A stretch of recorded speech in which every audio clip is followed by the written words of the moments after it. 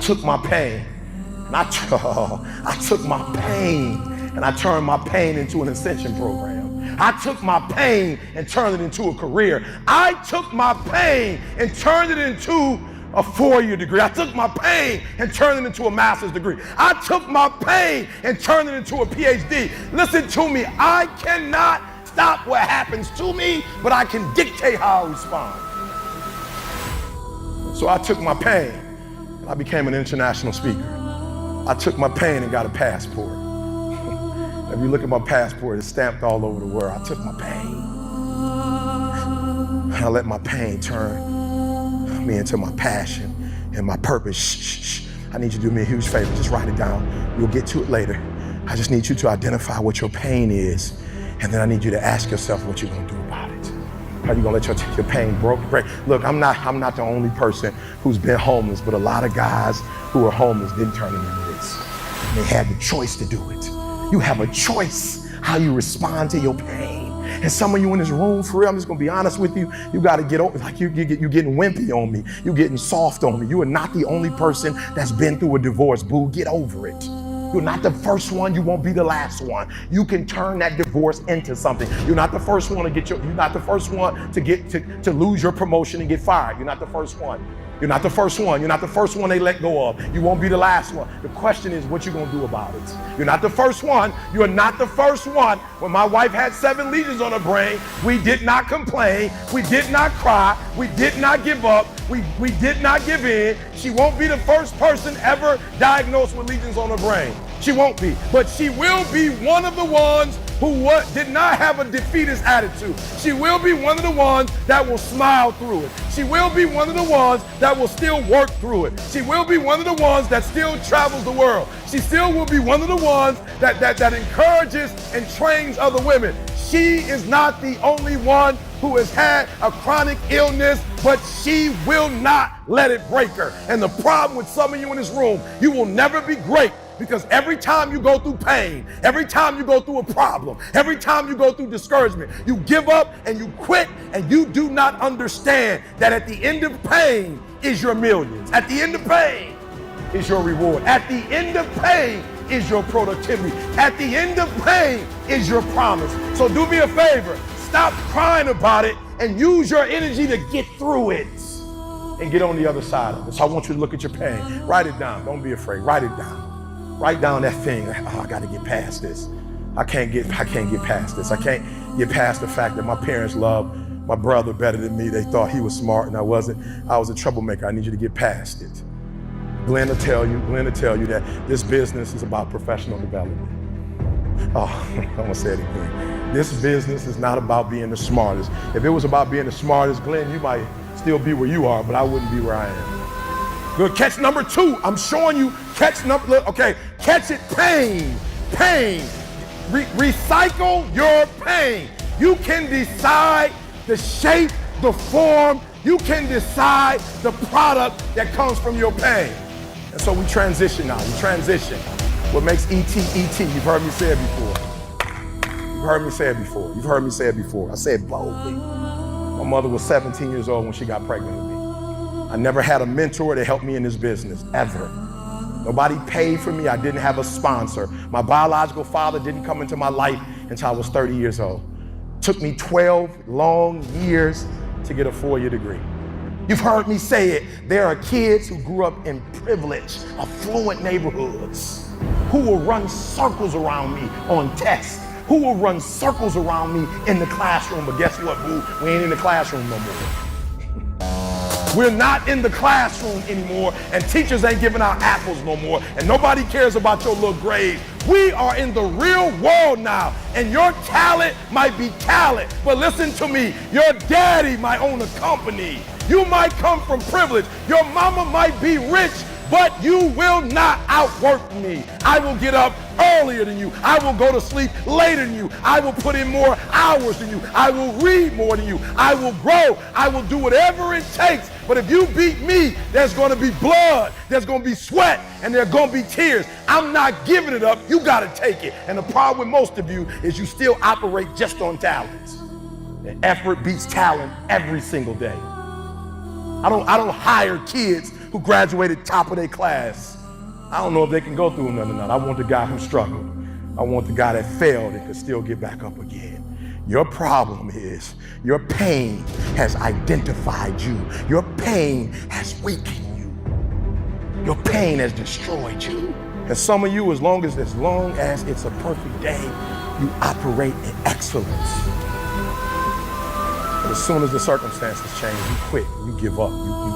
E.T., you told me, E.T., that if I wanted it as bad as I want to breathe, well, I wanted it as bad. You wanted it for 3 months. Not long enough. 6 months, that's not long enough. No, read the story. It took me 18 years before you found out who I was. 18 years. I started doing this work in 1991. Didn't blow up on the internet until the 2000s. So what makes E.T. different than everybody else? Every year I just kept going. And I kept going, and I kept going, and I kept saying one day gonna be my day. But you know what I'm not gonna do? I'm not gonna quit in the process. I'm not gonna give up. I'm not gonna give in. And the problem with you, you've not recycled your pain. You're still living off talent. And I challenge you, the average people live off talent. Phenomenal people live off efforts. Efforts. High school dropout, 12 years. Do you know statistically that when a person in a university does not finish after 6 years, they quit? Do you understand that there are very few people who go on after the 6th year and the 7th year and the 8th year? And every year I kept saying, I'm gonna graduate, it's gonna be my year. And guess what happened? The 12th year came. It was my year. Some of you in this room, you should be a millionaire right now. You ought to be ashamed of yourself. Had you not quit 3 years ago, you'd be so much further. You quit. You gave up. You surrendered. You got the talent. You got it. You have the resources. You got it. You got everything you need. Catch this one. Some of you in this room, you're not where you're supposed to be because you haven't made the decision.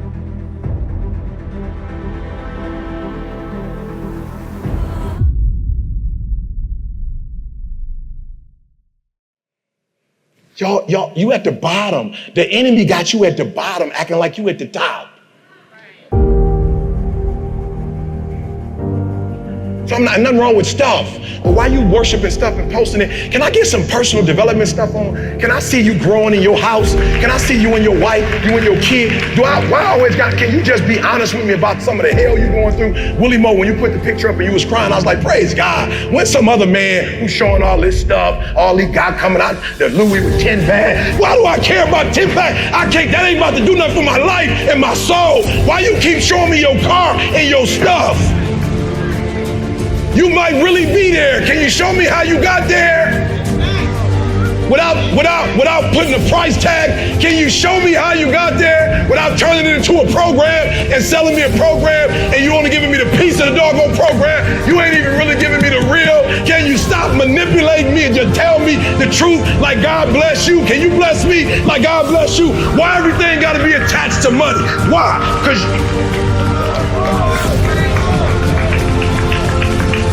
Let's go. So the first one, I just want you to see where you are. And be real if you didn't flip this joker. But trust me when I tell you, when you get to the top, they all gonna become. And why? Because when you get to the top, you start elevating past them. So the people that just own money, you can pass them up. The people who just own security and finances, you can pass them up. The people who just want to be down, they just want to be below, they want to just be in the crew, they just want. You know how many people I said no to? Because I know they would give me a great opportunity, and I know they would give me a lot of money, but they would take me off track. So I said no, because I don't want to be off track. Good, let's go. Come on, I'm sorry, y'all, let's go. All right, we're gonna walk you through these. I'm trying to be nice and walk through this. All right, so I gotta ask you a question. Who's your bully and why? I want you to think about it right now. Who's your bully? Who are the people in your life that's bullying you? We're gonna stop it today. They bullying you. All right, I got you. So I want you to think about it, for real. Write that down. Who's your bully? Who are the people that are bullying you? You tired of it? Just be real. How many of you in here, I know you macho, men, stop tripping. I know you macho. You a man, don't trip. But how many of y'all feel like, yo, you got some bullies in your life? Let me see your hand. You got some bullies in your life. There are people or situations that are bullying you. people and situations that are bullying you. By bullying, I mean what? You don't have the control. Either they have it or it has it. Let me see your hand. Be real. Come on, write it down. Bullies, right? Now let's be honest. When we say the word bully, for many of you, how many of you that has a negative connotation? Let me see your hand. It has a negative connotation. You don't like it. Good. All right. So what I want you to do is right now, we're going to, you geek with Jesse. You geek. Jesse was talking, you was geek. Jesse said he did this, he did that. You was like, oh yeah, I'm about to do this, I'm about to do that. You was pumped up, right? But you will never be able to do it because you have a negative experience with bullying. So because you don't like bullies or being bullied, you can never be demanding.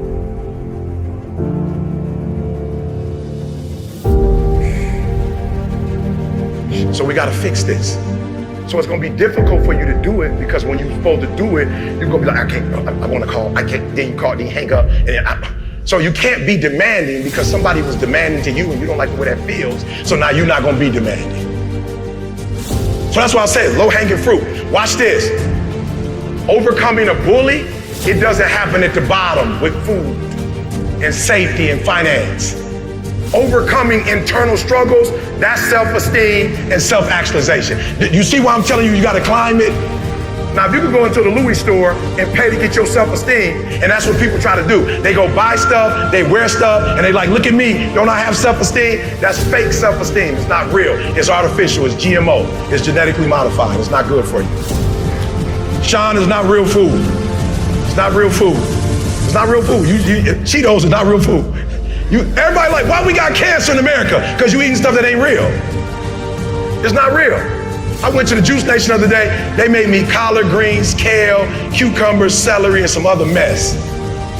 I drank that stuff, was like, ugh, disgusting. My body was like, thanks, bruh. Let's go. So when you go buy that purse or get that car and you drive it around and it ain't a car no more, it's a symbol, you got a self-esteem issue. I just want to help you.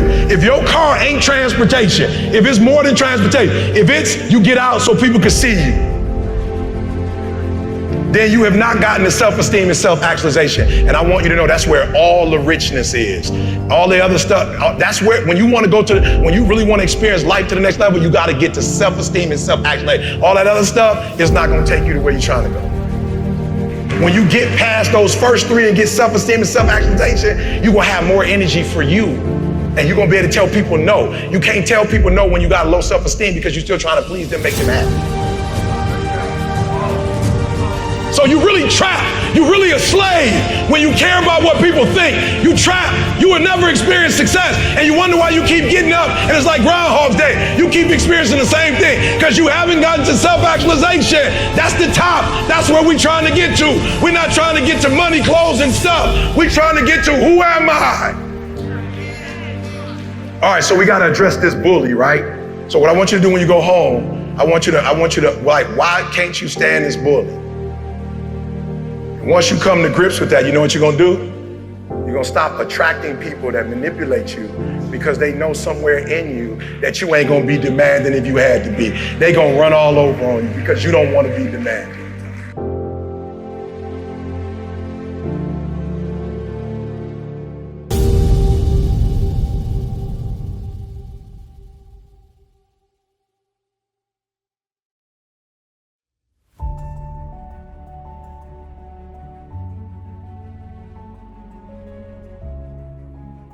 You don't want this life. I'm sorry, you want this life. You don't want this grind. You want this life. You don't want this work. So listen to me very closely. I have what I have because I'm willing to do what others aren't willing to do. Like, and don't think because I speak, like, don't think because I'm #1 in the world, like I ain't still human. And I ain't still got demons I'm wrestling with and stuff I'm trying to, but somebody got to fight these demons. And I can't leave it up to the pastor. Somebody got to fight these demons. And I can't leave it up to my wife. Like some of you are for real, like you so weak.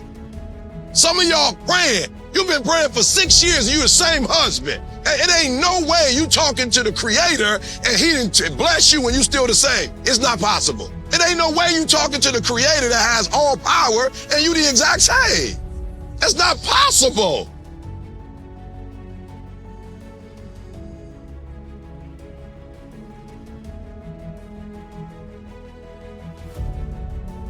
Some of y'all want to be D's. You want to masquerade like D's because you want to be a boss. Look, no, you're not a boss. You just bossy. You ain't no boss. You just bossy. You know, real boss. A real boss, they don't talk about their boss, but when the fire comes, they go in on a sneak tip and they go in and rescue stuff, pull stuff out. You hear what I'm saying?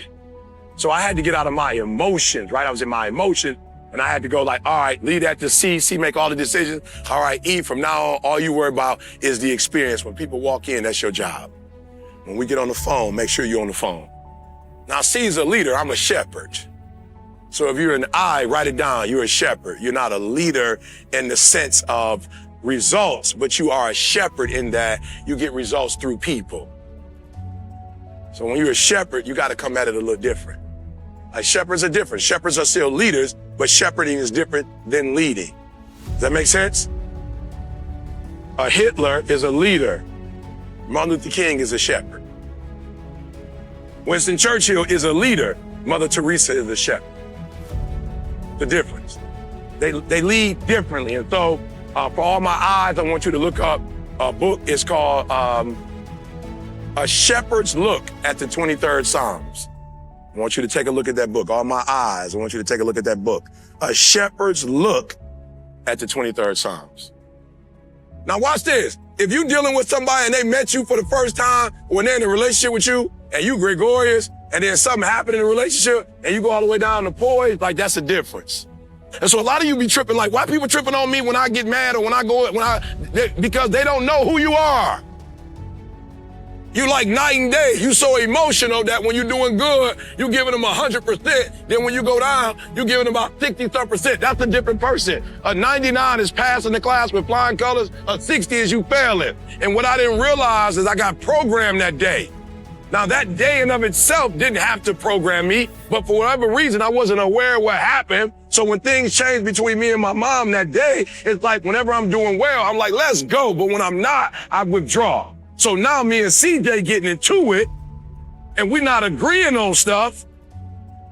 And all of a sudden I go from me and C hollering at each other to me withdrawing. Like I'm talking about, I was grown. I remember being grown. I remember one time I was in Orlando on the phone talking to my mom, pacing back and forth in the hallway and we getting into it. And guess what? When we would get into it, it would get so heated that we would hang up on each other and then we wouldn't talk for about a month. So that's how I used to, like, that was my, whatever. And it probably be quiet as kept. I have to ask my mom, but she probably heard her mom probably did it. Right? So that's what I picked up. So I didn't know it. I wasn't aware of it. But when me and C would go whatever, I would do this right here. Didn't even realize I was doing it. So I was doing it in my relationship with C because I didn't heal with my mom. At that particular time, I didn't. I would do it with my wife. I was doing it with everybody. Right? And so I had to realize like, yo, E, just because you get into it with somebody, y'all can still talk. But me and my mom, when we would talk, I'm talking about when like we didn't agree with each other, especially when I found out that like, yo, you didn't tell me who my mom was like, I was gonna tell you. So she probably would have, but I was 12 and I'm not saying I was right, but the way I internalized it, I'm very what? Come on, I'm very what? So I took it like, oh, so you just weren't gonna tell me? Like I never like, now we grown, I've talked. My mom explained to me like, yo, you was a child. You know what I'm saying? Like you was a child. You had no way of understanding like this, that, but you're 12 years old. You ain't putting all no pieces together. You're not doing that. I'm emotional. Now, had I been a C, I probably would have sat down with my mom and been like, you know what? Let's kind of talk this through. For real, because that's what a C is going to do. They want a reason. An S want a reason. I'm an I. I'm just emotional. Like, oh, you lied to me. I'm ghost. Like, oh, you lied to me. I'm out. Oh, so you screaming and hollering at me because you don't like, I'm out. Right? So we would just go back and forth and back and forth. So listen to me very closely. You are a superhero, but you also a villain. The things that make you strong also make you weak. So I want y'all to do me a huge favor. This is not about coming to some conference and going, I know some stuff. This is about going home and transforming your life.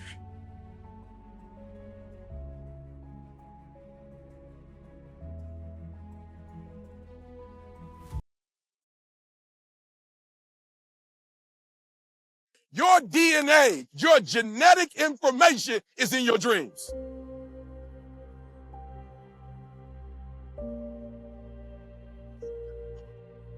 I look at school and I'm like, yo, the way school is designed, is it's designing you to be prepared to work for somebody else. Do me a huge favor. Don't go after low-hanging fruits.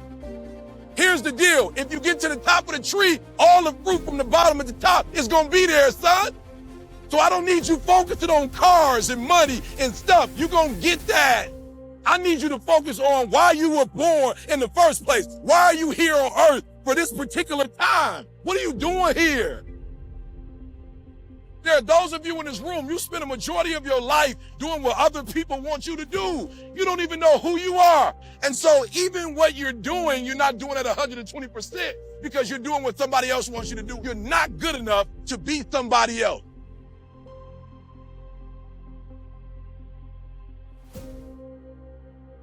What I want you to do when you get home, all right? Put 30, first 30 seconds. I don't want you to do this now. I don't want you to do it in the car and get in an accident. All right, so we're gonna go home, find a quiet space, 30 seconds, right? You're gonna put a timer on. I'm challenging you, it's homework time. You've been inspired, you've been given information.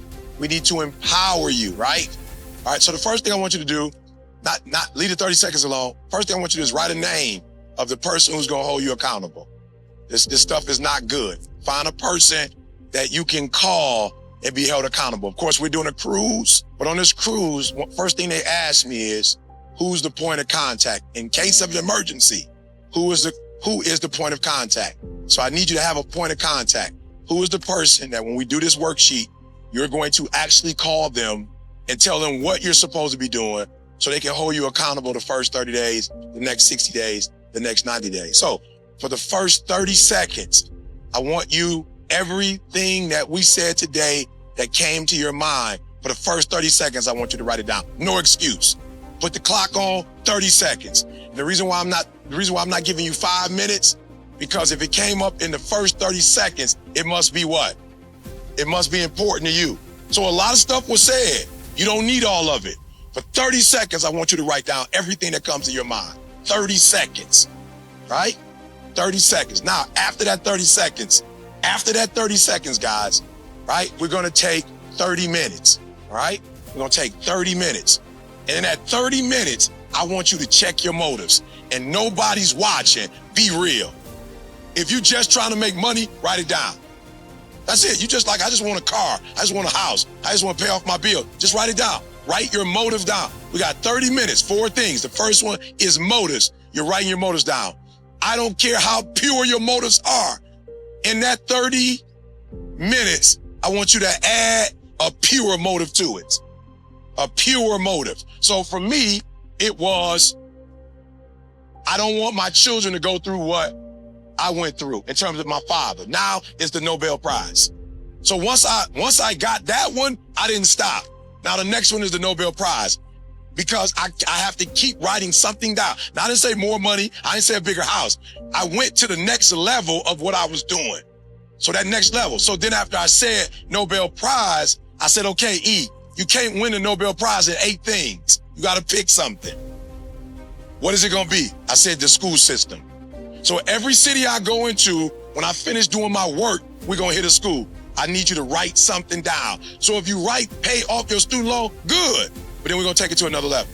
All right. The second one is, I want you to write down in that 30 minutes, you're giving yourself a time frame. You're coming out. I don't want you overthinking this thing. I want you to ask yourself, how do I measure myself? Who do I use? Is there another speaker? Is there somebody else in a different industry? Like, how do I measure myself?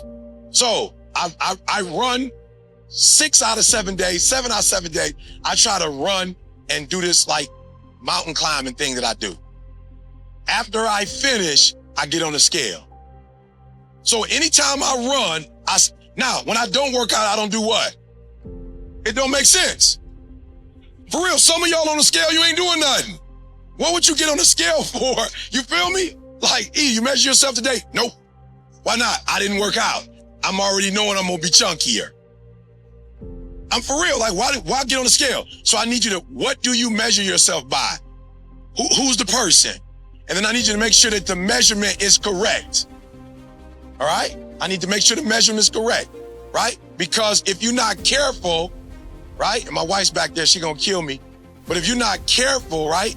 There's some women, when you go to the airport and you look at a magazine, you compare yourself to the magazine. Is it BMI? Is that how you say it? Is that what it is, BMI? That's not even your BMI. Genetically, that's not even where you come from, right? And my wife will be working out and she doing her thing. And I'm like, boo, be careful. And she like, why you want me to be careful? I'm like, yo, cause some of that stuff, I want to hold on to that right there. So like, if you're gonna lose, try to lose in your neck or something. Like, just being real, lose in your neck. Like, now you on my stuff now. You know what I'm saying? You going out your zone now. You in my lane now.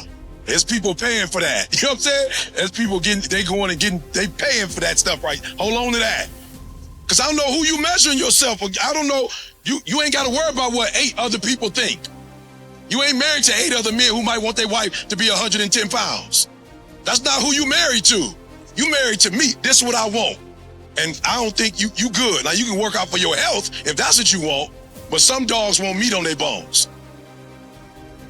I'm the kind of dog, I want a little meat on my bone. I don't want a bone with nothing on it. So you gotta be careful who you measuring yourself against. Some of y'all measuring yourself against the wrong person. You measuring yourself against ET as a speaker. You might not want to do that. I've been this 20 years. You can't do something for 6 months and measure somebody that's been doing it for 20-some years. It don't even make sense. You need to find a dude on YouTube that just started 12 months ago and compare yourself to my man. All right, so who you measuring yourself against?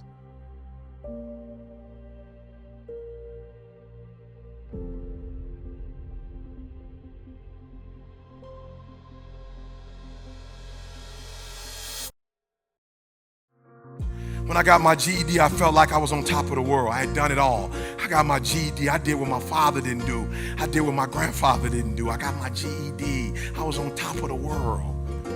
And when I went to Oakwood College, I got kicked out on academic probation, and it didn't bother me one bit. Why? Because I was the first one in my family to go to college. And I sat in the college classroom and I had the experience. Nobody in my family had ever graduated from college up to that point. So it wasn't even that deep to me. Why? Because nobody had ever done it. I was just geeked that I was the first one to make it happen. That I could actually say I sat in the class and I knew what the classroom was like. I actually took tests. I ate at the cafeteria. I slept in the dorm room like I felt it. Watch this very closely. What was so crazy was when God saw this, right, before I even saw this, right? And so he said to me, not only are you going to go back to school, you're going to get a PhD, you just don't know about it. But what I'm going to do with the 4-year degree, with the master's degree and the PhD, what I'm going to do for you is what I did for Inky. It's not about school, it's about the process. And so I need you to wake up every morning at 3 o'clock and pray. It has nothing to do with just praying. I want you to become obsessed with the process. And the reason why some of you will never get to where God would have you to get to, you'll never get to where you want to. And I'm talking about true fulfillment. And let me tell you something, I've had money. Don't let them fool you. For those of you who running up behind it, I promise you, you can have it and still not be happy. And so when I got my GED, I thought I was on top of the world. And God says, you have no idea, son, how I'm going to use you to change this world. You have no idea. So because you have no idea, because the dream is too deep for you, it's too rich for you, you could never understand it as a 17-year-old, as a 21-year-old, as a 30-year-old. What I'm going to do is put you in school so we can ignite the process, because nothing else happens until the process happens. So the Inky Johnson we see today began at 7 years old. And your problem is you are no closer to your dreams because your process hadn't started. You wake up every single day and you chasing money. You wake up every single day and you chasing stuff. You wake up every single day and you chasing this business and that business and this business, and you have not gotten yourself to the point yet where you are waking up to the process. And I would wake up and I would have to write and it would break me, and I would have to read and it would break me.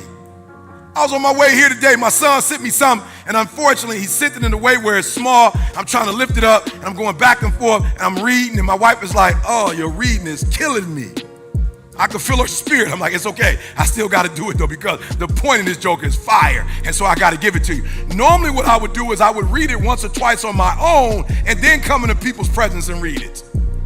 So when I was in school and it was feeling uncomfortable, God was like, son, it's okay that it's feeling uncomfortable. This is a part of the process. I'm grinding you. I'm stripping you. I'm molding you. So when you finally get to be the #1 motivational speaker in the world, I don't have to strip you down because I've already stripped you. And for many of you, your stripping process is not happening because you're about money and really not about the dream. You're not really about the dream. You're not really about that life. Because when God's begin to strip you, like Inky said, as he begins to strip you, you run. When he starts to prune you, I said, you pruning me? I got a GED. You pruning me? I ain't on the block no more. You pruning me? I'm married now. You pruning me? I'm back in school. You pruning me? I ain't in the hood no more. What are you doing? I'm doing what you're telling me to do. He said, that's why I'm pruning you. Because I don't prune things that don't bear fruit. I don't prune things that don't bear fruit. I prune things that bear fruit. Why? So I can get more out of it. And you want to stop at the 4-year degree, you have no idea, son. This is not about you. You selfish. This has nothing to do with you. You ingrate. This has nothing to do with you. I'm using you for my purpose and my will. And we got a whole lot more stripping to do. So #1, leave the doggone dream alone. That's not your business. You don't know how long you're going to be alive. You have no idea what condition you're going to be in a year or two from now. The dream is not your business, but the process is. And so I want you to look at the next 24 hours of your life, the next week of your life, the next month of your life. And I want you to wake up every single day, and I need you to have a process. Inky had a process. Inky did the same thing every single day. 8 years old, 9 years old, 10 years old, 11 years old, high school football, college football. He did the exact same thing, guys. Watch this, watch this, watch this. I read his story, y'all. It blew my mind. He lost everything in one day that he had worked for his whole life. But in fact, he didn't lose anything because what he thought he was supposed to have wasn't what he was supposed to have anyway. And many of you, at the point of being broken, you shatter.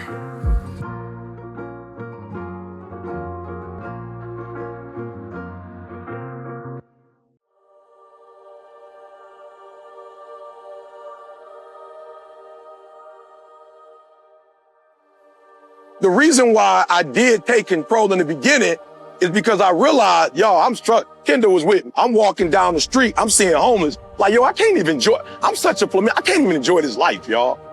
I can't even enjoy the way I'm living because I'm looking at people like, yo, this how you living? I'm walking up the street. We ain't all homeless. I'm seeing people's hands. I'm seeing hands distorted. I'm seeing people walking in the street with no shoes on. They feet pus coming out there. I'm seeing women laying on the ground. I'm like, God, how am I living like this and they living like that? I can't even enjoy it. So I came up with take control because I took control. And I'm like, yo, I just want to help other people to live this life. And the country we live in, like, yo, it ain't set up like that. It's kill to be killed. I'm just being real. Africa is a beautiful place, but Africans ain't benefiting from Africa. Africans ain't benefiting from the gold over there and the diamonds. It's snakes. It's sharks that's benefiting from it. The people that live there ain't benefiting from it. And it's enough. It is. Whether you believe it or not, it is enough for everybody. That's just how it's set up. It really is. But there are those of you, and I ain't talking about lazy people right now. I'm talking about good people like my mama who put in 30 strong for 4. My mother was a good woman. My mom made sacrifices for us to go to that company and didn't get what they told us she was going to get. I ain't talking about people who don't go to work and people who ain't got no dream and people who ain't got no goals. I'm talking about my father, who unfortunately wasn't my biological father, but he raised me. And somewhere around 22 years at DM, he got multiple sclerosis and they got rid of my man. It was called a buyout for $100,000. My man gave you almost 30 years. You gonna give him $100,000? How long you think he gonna live off of that? He was making 90 a year and you gave him 100. I'm talking about sharks and snakes. That's snake. Get a man what he worth. I'm not telling you to make him a multimillionaire, but give my man what he came to work every day. He grind for y'all. Get cash my man out. You ain't got to give him your money, but you wouldn't have had what you had without him. Give my man, he went to college. Give my man, that's why I'm here. That's why I'm here, y'all. I'm not here to get paid. I don't need y'all to make my money. I make my money on my own. I'm a pastor. I don't ask my church for no money. I don't need their money. I make my own money. I do what I got to do what I need to do. So I'm telling you why I'm here. I'm here because you good people. And some of you ain't where you want to be. You good people. You doing the right thing, but you ain't living like you're supposed to be living. So I need you to write down when you get up out of this joint by the end of this year, like, for real, man, just in this area, I got to do better, bro. I can't keep living like this. Write it down. I don't know what it is. I don't really care. All the information we give. That's why I'm saying this because, and do me a favor, don't be cocky and write down all the stuff that you winning at. We know you winning there. Give me the stuff you ain't winning at. I just had an NBA player call me a couple minutes ago and I was like, impressed with my man because I'm like, yo, you in the league. You could just fake it like you where you want to be. But I like the fact that you called me and was like, I need you. I got you. We're going to get you back to where you need to be. I got you. But there's some other people that probably need to call me, but they on that cocky, boy, I'm in the league. Just because you in the league, I just left the league. I told a group of guys to be honest with me. I was like, yo, be honest with me. How many of y'all here, but you ain't here? They said, what you mean by that, I said, come on. Your whole life you wanted to make it to the league. You wanted to buy your mama a house. That's all you ever wanted to do, and you did it. How many of y'all ain't really, really here? And about 45, 50% raised their hand and was like, I don't even practice the way I practice. I put more energy in getting to the league than I'm putting in being in the league. So you looking at them on TV like they made it. They ain't make it. They ain't got nothing else to live for. Mama got the crib. It's over. They listen to me. They are operating like a lot of you. They just on pure talent. And until somebody more talented they come, they gonna be out the league once that other kid come who's just as talented. But Bron ain't going nowhere because for Bron, it ain't about championship. It's something way bigger than that. And that's what he playing for. And some of you, your problem is real. You kind of maxed out on me, right? So come on, write it down real quick and then we're going to get going. Write it down for me. I got something, man. I've been studying. I promise y'all I'm a student. See, said reverse engineer about 2-3 years ago and I've been doing it. I finally found the thing, y'all, right? Write those first. Write down what you need. And then like I told you, when you write down what you want, and please do me a favor, if you don't know but 1 or 2, fake it and give me a couple more because the anointing is going to be thick. And you're going to be hurt that you only wrote 2 down because you're going to have the 2 and then you're going to be mad that you didn't put 6. So just make some stuff up and put it to the side for me. For real, you got to understand, because I'm not here for that, we about to take you to a whole nother level. And I've had to grow to help you because I was on that flamingo thing for a long time. I can't help you with just being that. So I had to add some other stuff to my repertoire. I had to, don't get mad if I ain't just screaming and hollering the whole time. We're going to scream, come out, scream, come out. I'm just saying, because if I go all turtle on you, you're going to fall asleep, right? And that's what you need, but you're going to want to eat. So I'm a turtle, come out, turtle, come out. You know what I'm saying? We're going to work it for you, right? But whatever you wrote down, separate it from what you about to write. Separate it. Write that, what you want, take that away, put that on the side, and then listen to me. When I say something that's an action step, when I say something that is a system, you know you can use this to take you that, write it next to whatever your dreams and goals are. Because everybody got dreams and goals, but they don't have action steps to go with it. So what I'm discovering about people is you know what you want, but you don't know how to make that happen. So you're getting great content. It's some people for real. They're giving you, I'm gonna talk about it in a little minute, but they're giving you some great what to do. But the challenge is, because you're not the right person, you're not gonna be able to do it. So we can come in here and like give you all the right stuff, and you're only gonna probably use 5% of it, 3% of it. But if you were to use 100% of what you need, what you heard and what you need to take you to a whole new level. So let me read this. Now, either this is the truth or not. We hold these truths to be self-evident.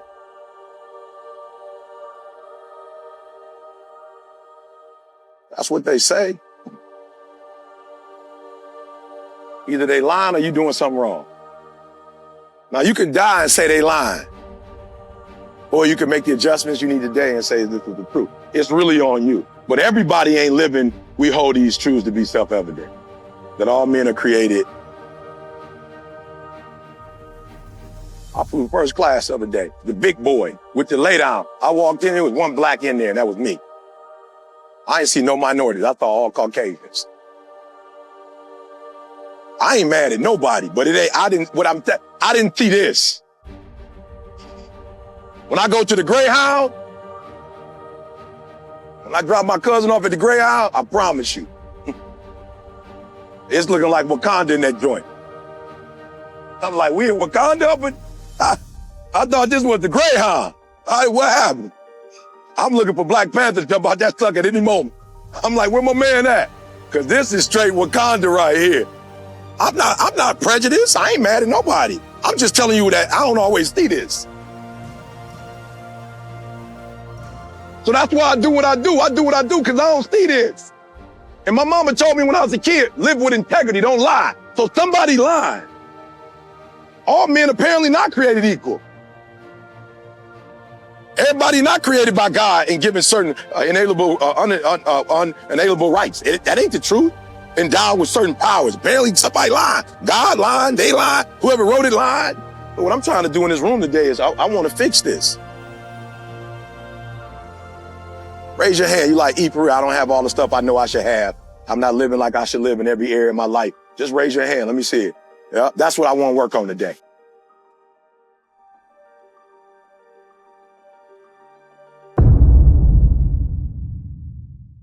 So peace is which part of your life, like which part of your life do you have to handle to get to a place of peace? Say it again. Okay, home. You say home? Yeah.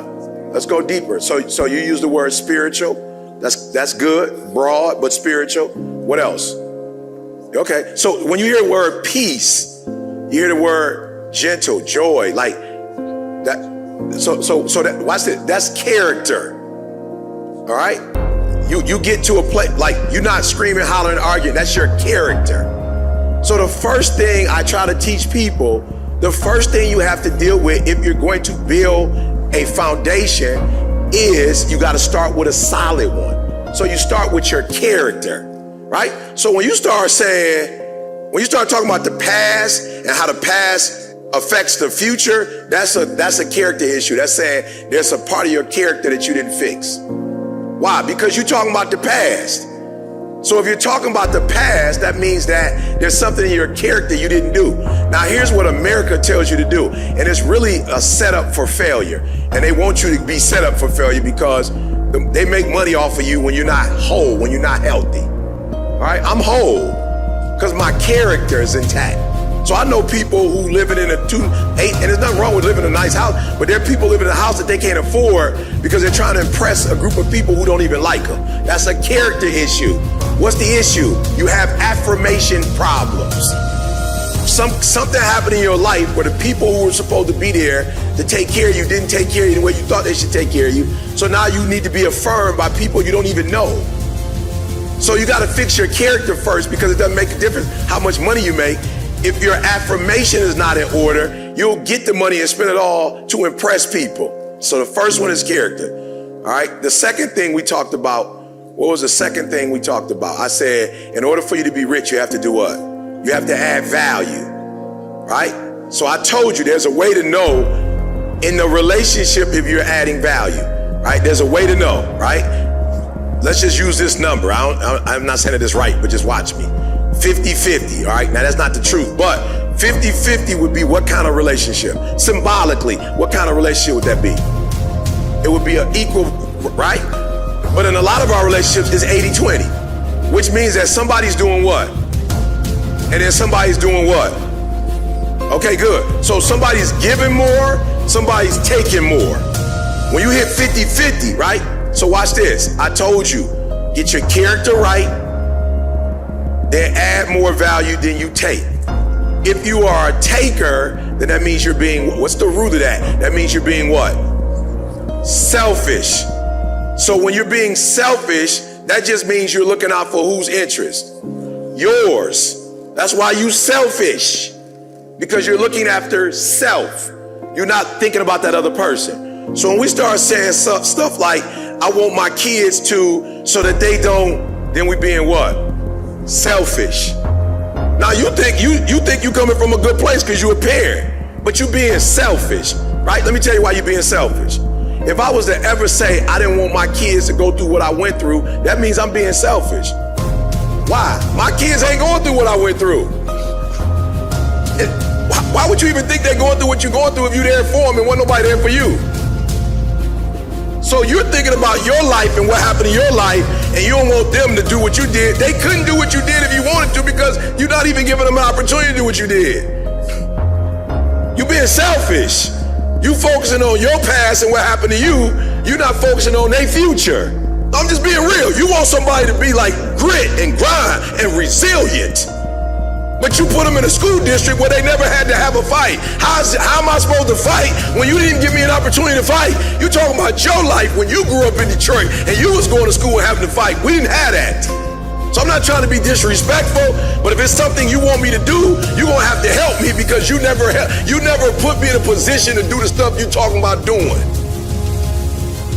And it hurt as a father, like, whoa, I did. I stopped you from fighting because I used to have to fight, and I didn't want you to go through that, but that really did make me who I am today. So now you want me all of a sudden to grind, but you gave me stuff, but now you want me to grind. You gave me stuff, but now you telling me he like, bruh, you gotta help me. I'm not saying I don't want to do what you're telling me to do, but I'm just gonna tell you, you didn't prepare me. So when we say we don't want our kids to go through, they ain't going through what we went through anyway. So you're being selfish. So when you start talking about this person ain't gonna do this, maybe I didn't do that, but you're being selfish. And anytime you're being selfish, it's never going to produce abundance. You're never gonna be blessed. So when people ask me why I do what I do, I don't lead you in the wrong way because I understand that if I do that, I could get some quick money, but I'm not into quick money. I want to build a long relationship.